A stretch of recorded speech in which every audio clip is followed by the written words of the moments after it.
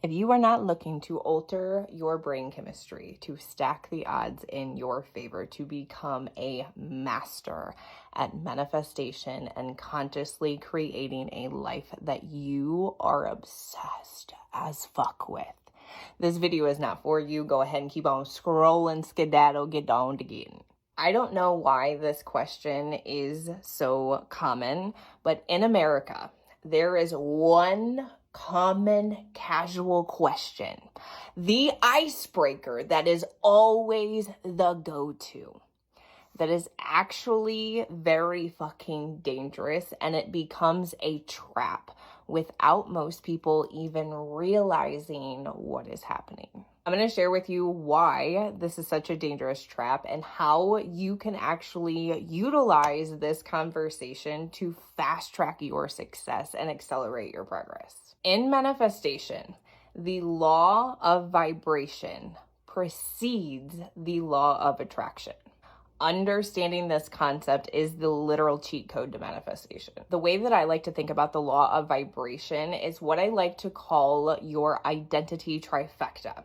Your identity trifecta is your self-concept, your inner dialogue, and your beliefs. Without even realizing it, the most common question that is asked, the icebreaker to initiate conversation, has been dictating your identity trifecta, which has been driving your results and outcomes that you have been experiencing up until this point.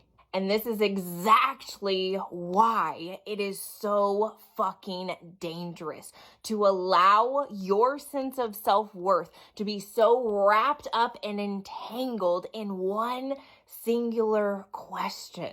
I'll be the first to admit that when I left my 9-to-5 and I was full send with my business online, this question used to make my stomach feel like it was a fish flip-flopping on dry land.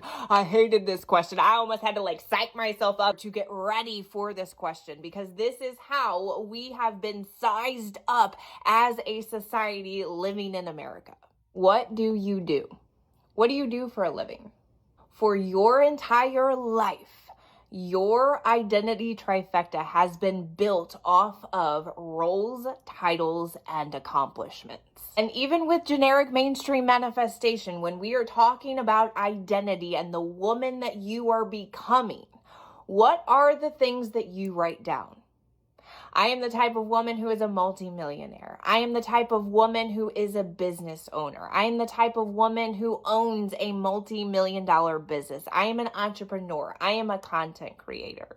It all circles back to titles, roles, and accomplishments. But here's the kicker. What happens when all of that is stripped away? I can remember when I was working in corporate, I was getting the promotions, I was doing the damn thing, and I had worked myself up into management. And when I decided to walk away from my 9-to-5 and step into my entrepreneurship journey, there was a part of my identity that had been stripped away. I was no longer in the role of management. I was no longer introducing myself with that title. And if you don't already know this about me, when I first got started in entrepreneurship, I started off in direct sales and network marketing. And I had prided myself so much as being that woman who was always on the leaderboards with personal top sales. When I decided to walk away from that, a part of my identity was yet again stripped away. Last year, when I decided that I was going to walk away from my first platform that I had spent years building here on TikTok with over 100,000 followers, and I started over from scratch, what do you think happened again? Part of my identity was stripped away.